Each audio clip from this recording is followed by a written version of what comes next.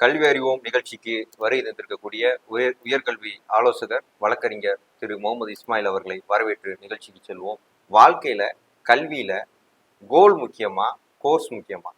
நான் வந்து நிறைய மாணவர்களை பார்த்துருக்கேன். அவங்க வந்து ரொம்ப மிகச்சிறந்த இன்ஸ்டிடியூஷன்ல படிப்பாங்க, ரொம்ப டாப் இன்ஸ்டிடியூஷன் படிப்பாங்க. ஆனா அவன்கிட்ட எந்த கோலுமே இருக்காது. அப்போ ரொம்ப ரொம்ப முக்கியமானது என்னன்னு சொன்னாக்கா கோல் தான்.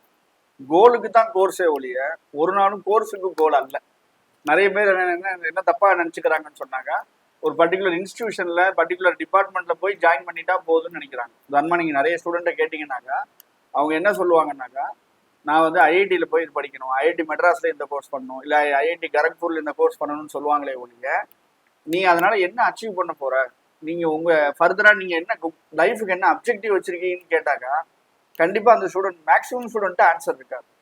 ஆனா கோல் இல்லாத கோர்ஸுங்கிறது எதுக்கு ஈக்குவல்னு சொன்னாக்கா துடுப்பு இல்லாத படகு மாதிரி. அப்போ இன்னொன்னு, ஒரு சில பேர் வந்து ஏன் வந்து டாப் இன்ஸ்டிடியூஷனை சேர்ந்த பிறகு கூட படிக்க மாட்டேங்கிறான் ஒழுங்கா. நீங்க ஒரு சில பேர் கேள்விப்பட்டிருப்பீங்க, நல்ல 12th வரைக்கும் நல்லா படிச்சாரு, ஆனா காலேஜ் போன உடனே நிறைய அரியர் விழுந்துருச்சு, இல்ல ஒழுங்கா படிக்க மாட்டேங்கிறாரு, காலேஜ் போக மாட்டேங்கிறாரு அப்படின்னு சொன்னாக்கா வேற ஒன்றும் ரீசன் இல்லை. அவரோட கோல் வேறையா இருக்கு, அவர் சேர்ந்த கோர்ஸ் வேற மாதிரி இருக்கு. புரியுது. அதுதான் வந்து ரொம்ப முக்கியமான விஷயம். அதனால நம்ம ஃபர்ஸ்ட் ஃபிக்ஸ் பண்ண வேண்டியது கோல் தான். புரிஞ்சு. அந்த கோலுக்கு தகுந்த மாதிரி கோர்ஸுக்கு போய்க்கணும். இப்போ எனக்கு வந்து இந்தியாவுடைய டாப் மோஸ்ட் ஒரு கெமிஸ்ட்ரி சயின்டிஸ்ட் ஆகணுங்கிற கோல் இருந்தால் தான் நான் பிஎஸ்சி கெமிஸ்ட்ரி போக முடியும். இல்லை எனக்கு பிஎஸ்சி கெமிஸ்ட்ரி கிடைச்சிச்சுன்னு நான் போனேன்னு சொன்னாக்கா ஃபைனல் இயர் போன பிறகு நம்ம யோசனை பண்ணுவோம் என்ன பண்றது அப்படின்னு சொல்லி. அதனால அதுதான் மோஸ்ட் இம்பார்ட்டன்ட். கல்லூரி தேர்வு செய்யறதுல அரசு கல்லூரியை தேர்வு செய்யணுமா, தனியார் கல்லூரியை தேர்வு செய்யணுமா? ஆனால் பொதுவாக என்ன ஒரு பார்வை இருக்குன்னு சொன்னாக்கா, கவர்மெண்ட் காலேஜில் ஃபெசிலிட்டிஸ் இருக்காது, பிளேஸ்மெண்ட் இருக்காது அப்படிங்கிறது தான் பொதுவாக ஒரு பார்வை இருக்கு. ஆனால் உண்மை அப்படி இல்லை. நம்ம பார்த்தோம்னு சொன்னாக்கா நிறைய டாப் லெவல் ஆஃபீஸர்ஸ் வந்து எங்கே படிச்சிருப்பாங்கன்னா கவர்மெண்ட் காலேஜில் தான் படிச்சிருப்பாங்க. இன்னொன்று, கவர்மெண்ட் காலேஜில் தான் வந்துட்டு டாக்டரேட் முடிச்ச ஃபேக்கல்டிஸை போடுவாங்க. அதனால வந்துட்டு பெஸ்ட் அட்வைஸ் என்னன்னு சொன்னாக்கா, ஃபர்ஸ்ட் ப்ரிஃபரன்ஸ் கவர்மெண்ட் காலேஜ், அதுக்கு பிறகு வந்து டயர் 1 காலேஜ், அப்புறம் டயர் 2, அப்புறம் டயர் 3. இது எல்லாமே வந்து பேஸ்ட் ஆன் மார்க். நீங்கள் அதனால வந்து ரொம்ப ரொம்ப முக்கியம் என்னன்னு சொன்னாக்கா, நீங்கள் 12th எடுக்கக்கூடிய ஒரு மார்க்காக இருந்தால் கூட அந்த மார்க் வந்துட்டு கவுன்சிலிங்கில் வந்து பெரிய லெவலில் ரிஃப்ளெக்ட் பண்ணும். பாயிண்ட்ல வந்து ஒரு முக்கியமான காலேஜில் விட்ட நிறைய ஸ்டூடெண்ட்ஸு எனக்கு தெரியும். அவங்க பர்சன்டேஜ் நல்ல பர்சன்டேஜ் எடுத்திருப்பாங்க, பாயிண்ட்ல மிஸ் பண்ணியிருப்பாங்க, 0.2 0.3 அந்த மாதிரி மிஸ் பண்ணியிருப்பாங்க. புரியுது. அதனால வந்துட்டு ஃபர்ஸ்ட் ப்ரிஃபரன்ஸ் கவர்மெண்ட் இன்ஸ்டிடியூஷன். அதுக்கப்புறமேட்டு வந்துட்டு என்னன்னு சொன்னாக்கா ஃபர்ஸ்ட் டாப் மோஸ்ட் வந்து சென்ட்ரல் இன்ஸ்டிடியூஷன், அதுக்கு பிறகு ஸ்டேட் கவர்மெண்ட் இன்ஸ்டிடியூஷன்ஸ், அதுக்கு பிறகு வந்து பிரைவேட்ல டயர் 1 காலேஜஸ், அப்புறம் தான் டயர் 2 டயர் 3 காலேஜஸ் எல்லாம். அதனால முதல் ப்ரிஃபரன்ஸ் வந்து கவர்மெண்ட் காலேஜ் கொடுக்கறது தான் நல்லது. இப்போ இன்னைக்கு உள்ள சூழ்நிலையில பல லட்சம் செலவு செஞ்சா கூட நல்ல வேலை கிடைக்கல, நல்ல ஒரு பொருளாதாரத்தை சம்பாதிக்க முடியல அப்படின்ற ஒரு சுச்சுவேஷன் இருக்கு. இதை நீங்க எப்படி பாக்குறீங்க? இதை எப்படி நம்ம கல்வியை வந்து சூஸ் பண்றது, நம்மளுடைய எஜுகேஷனை என்ன டிகிரி படிக்கிறது அப்படிங்கிற பார்வையில நீங்க எப்படி பாக்குறீங்க? கண்டிப்பா நீங்க சொல்றது ஒரு முக்கியமான ஃபேக்ட் தான். என்னன்னு சொன்னாக்கா, நிறைய ஸ்டூடெண்ட் வந்து 20 lakhs 25 lakhsலாம் செலவு பண்ணிட்டு கடைசி வருஷம் வந்து அவங்க பிளேஸ்மெண்ட் டிரைவுக்குன்னு போகும்போது அவங்க எந்த ஸ்கில்லும் இல்லாமல் இருக்கிறாங்க. நீங்க சொல்றது ஒரு விதத்தில் அக்செப்டான பாயிண்ட் தான். ஆனா அதுக்கு முக்கியமான காரணம் என்னன்னு சொன்னாக்கா, என்ன பண்றதுன்னே தெரியாம ஒரு கோர்ஸ் போய் ஜாயின் பண்ணிட்டாங்கன்னா அந்த ஸ்டூடெண்ட் என்ன பண்ணிடுறாருன்னா அதுல இருந்து டிஸ்ட்ராக்ட் ஆக ஆரம்பிச்சாரு. ஃபர்ஸ்ட் இயர் போன உடனே டிஸ்ட்ராக்ட் ஆக ஆரம்பிச்சிடறாரு. அது இல்லாம வந்துட்டு அவருக்கான ஒரு கிளாரிட்டி இல்லை. இப்போ ஒரு சில ஸ்டூடெண்ட் நான் பார்த்துருக்கேன், அவங்க என்ன பண்ணுவாங்கன்னா ஃபைனல் இயர்ல வந்து பிளேஸ்மெண்ட் வேணாம்னு எழுதி கொடுப்பாங்க. அப்போ அவன் ரொம்ப ரொம்ப தெளிவா இருப்பான், நான் கேட் எக்ஸாம் எழுதி மாஸ்டர்ஸ் தான் பண்ண போறேன், அல்லது கியூட் எக்ஸாம் எழுதி மாஸ்டர்ஸ் பண்ண போறேன் அப்படின்னு சொல்லிட்டு நோக்கம் இல்லாம படிக்கிறதா, நோக்கம் இல்லாம படிக்கிறது ஒண்ணு. ரெண்டாவது வந்துட்டு அந்த மாணவருக்கு நோக்கம் இல்லாம படிக்கிறதுனால வந்து அந்த அவரு ஒரு பெரிய கற்பனை எல்லாம் அந்த ஏரியாக்குள்ள போயிருப்பாரு.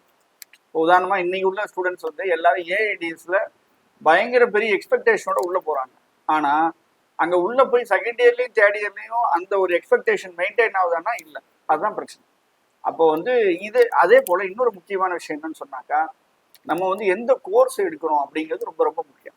என்னன்னு சொன்னாக்கா, ஒரு சில பேர் வந்து ஆர்வத்துக்கு ட்ரெண்டா உள்ள படிப்பை சூஸ் பண்ணிடுறாங்க. இந்த வருஷம் இது ட்ரெண்டா இருக்கு, அடுத்த வருஷம் அது ட்ரெண்டா இருக்கு அப்படின்னு சொல்லி ட்ரெண்டா இருக்கிற கோர்ஸை சூஸ் பண்ணிட்டு அதுக்கு பெரிய லெவல்ல டொனேஷனும் பே பண்ணிடுறாங்க. ஆனா இவங்க டிகிரி முடிச்சு வரும்போது, உதாரணமா ஒரு ஸ்டூடெண்ட் வந்து 2026 ஒரு கோர்ஸ் எடுக்கிறாருன்னா 2030 அவர் வெளியே வர்றாரு, பாஸ் அவுட் ஆகி வெளியே வர்றாரு. 2030 அந்த கோர்ஸுக்கான வேல்யூ இருக்கணும். அப்படி இல்லாம ஒழுங்கா அனாலிசிஸ் பண்ணாம போய் அதை ஜாயின் பண்ணிட்டாருன்னா அவர் வெளியே வரும்போது எம்டி ஹேண்டா தான் வெளியே வருவார். அவருக்கு வந்து ஜாப் இருக்காது. அதனால என்ன ஆகும்னா இன்ஜினியரிங் மேலே ஒரு ஒரு வெறுப்பு வரும், அவருக்கு ஒரு டிசப்பாயின்மெண்ட் வரும். அதனால ரொம்ப முக்கியம் வந்துட்டு நீங்க என்ன கோர்ஸை சூஸ் பண்றீங்க, என்ன டைம்ல அந்த கோர்ஸை சூஸ் பண்றீங்க அப்படிங்கிறது ரொம்ப முக்கியம். பெற்றோர்கள் வந்து அதிகமா சில விஷயங்களை வந்து சொல்றாங்க. அதாவது நீட்டு, ஜேஇ இது போன்ற எக்ஸாம்ஸ் இல்லாம நம்ம வந்து வேற என்ட்ரன்ஸ் மூலமாவோ இல்ல வேற துறையை தேர்ந்தெடுத்தோ நல்ல ஒரு வருமானத்திற்குரிய ஒரு கோர்ஸை நம்ம செலக்ட் பண்ண முடியுமா அப்படிங்கிற கேள்வி பெரும்பான்மையா, ஏன்னா ஆவரேஜ் ஸ்டூடெண்ட்ஸ் தான் அதிகமா இருக்கிறாங்க, பெரும்பான்மையா இந்த கேள்வி வந்து பெற்றோர்கள்ட்ட இருக்கு.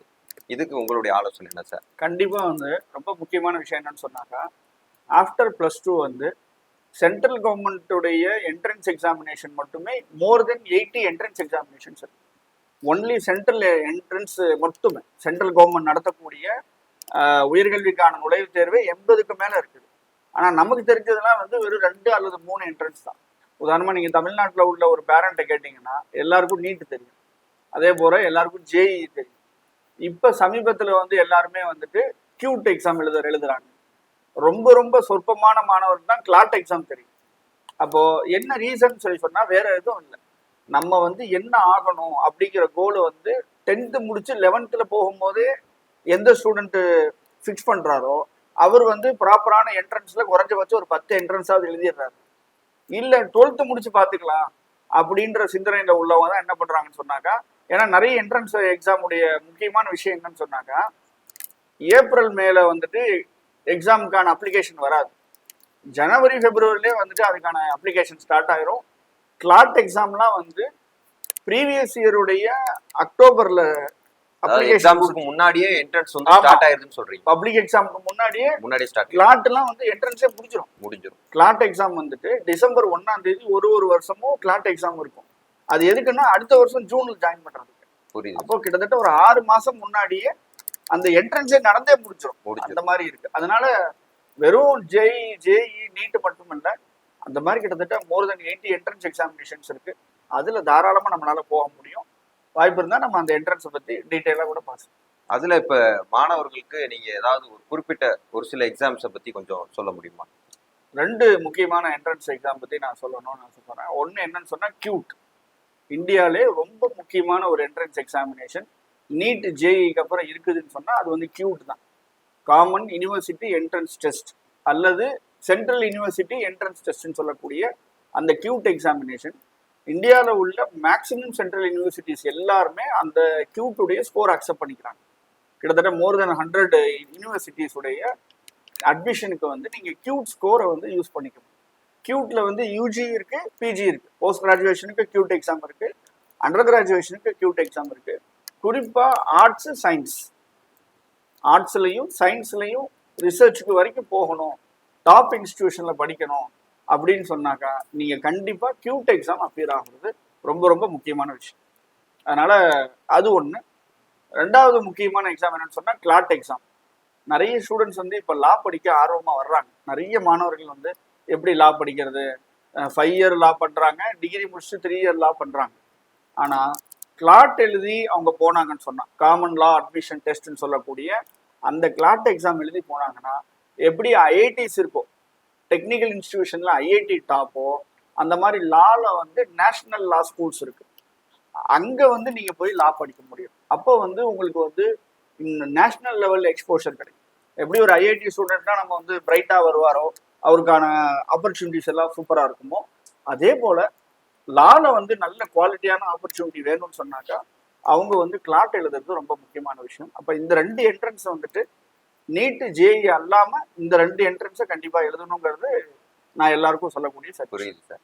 இப்ப இந்த கிளாட் எக்ஸாமை பத்தி சொல்றீங்க. இப்ப கிளாட் எக்ஸாமுக்கு ஆவரேஜ் ஸ்டூடெண்ட்னால அந்த எக்ஸாம் எழுத முடியுமா? ஒண்ணு. இன்னொரு விஷயம், இப்ப பெற்றோர்கள் வந்து ஓரளவுக்கு எக்கனாமிக்கலா வீக்கரா இருக்கிறாங்க, பொருளாதார பின்னடைவுல இருக்கிறாங்க. அந்த மாதிரி நபர்களும் இந்த கிளாட் எக்ஸாம் எழுதி சென்ட்ரலைஸ்டு சென்ட்ரல் கவர்மெண்ட் சொல்லக்கூடிய கல்லூரிகளில் சேர முடியுமா? இல்ல ஃபீஸ் அங்க அதிகமா இருக்குமா? When compare with state government colleges வந்து central law schools, national law schools உடைய ஃபீஸ் கொஞ்சம் ஜாஸ்தியாக தான் இருக்கும். நீங்க தமிழ்நாட்டிலே பாத்தீங்கன்னு சொன்னா சோயலுடைய ஃபீஸ் வந்து ஜாஸ்தி. ம். ஸ்கூல் ஆஃப் எக்ஸலன்ஸ் இன் லான்னு சொல்லக்கூடிய சீர்மிகு சட்டப்பள்ளின்னு சொல்லக்கூடிய சென்னையில இருக்குது. அதுதான் தமிழ்நாட்டுல கவர்மெண்ட் காலேஜ்ல டாப் காலேஜ். அப்ப அந்த காலேஜுடைய ஃபீஸ் வந்து நார்மல் காலேஜுடைய ஃபீஸ் அல்ல. ம். நீங்க நார்மல் கவர்மெண்ட் இன்ஸ்டிடியூஷனுடைய ஃபீஸ், கவர்மெண்ட் லா காலேஜுடைய ஃபீஸ் வந்து மேக்ஸிமம் வந்து 5,000 வரைக்கும் இருக்கும். மேக்ஸிமம் சொல்றேன். புரியுது. ஆனா நீங்க சோயல்ல போனீங்கன்னா மோர் தென் 50,000. இப்போ இந்த வருஷம் வந்துட்டு 86,000 வந்துட்டு இது சோயல்ல வந்து அதுக்கான ஃபீஸ் இருக்கு. அப்போ அதே போலதான் நேஷனல் லா ஸ்கூல்ஸ்லயும் ஃபீஸ் இருக்கும். அபவ் 1 lakh தான் இருக்கும். அபவ் 1 lakh தான். பிரைவேட் காலேஜஸ் கம்பேர் பண்ணும்போது கம்மியா இருக்குன்னு சொல்றீங்களா? கண்டிப்பா பிரைவேட் காலேஜஸ் கம்பேர் பண்ணும்போது ரொம்ப ரொம்ப கம்மி. ஆனா குவாலிட்டி பார்க்கும்போது அதான் டாப். குவாலிட்டின்னு பார்க்கும்போது அதான் வந்து டாப்ல இருக்கும். அதனால ஒரு மாணவர் கிளாட்ல நல்ல ஸ்கோர் வாங்குறாருன்னு சொன்னாக்க கண்டிப்பா ஒருவேளை அவர் ஏழையா இருக்கிறாரு. ஏன்னா இன்னைக்கு வந்து தமிழ்நாட்டை பொறுத்த வரைக்கும் பொதுவா எப்பயுமே வந்து படிக்கிறதுக்குன்னு சொன்னா உதவிக்கு வந்துட்டு எல்லாரும் வர தயாராகும். மற்ற விஷயங்களை விட தமிழ்நாட்டுல எதுக்கு அதிகமா ஃபண்ட் ரைஸ் ஆகுதுன்னு சொன்னா படிப்புக்காக தான் ரைஸ் ஆகுது. அதனால நீங்க கிளாட்ல நல்ல ஸ்கோர் வாங்கியிருக்கேன்னா கண்டிப்பா நிறைய பேர் வந்து உங்களுக்கு சப்போர்ட் பண்ணி உங்களுடைய முழு ஃபீஸையும் கட்டுறது கூட தயாரா இருக்கிறாங்க.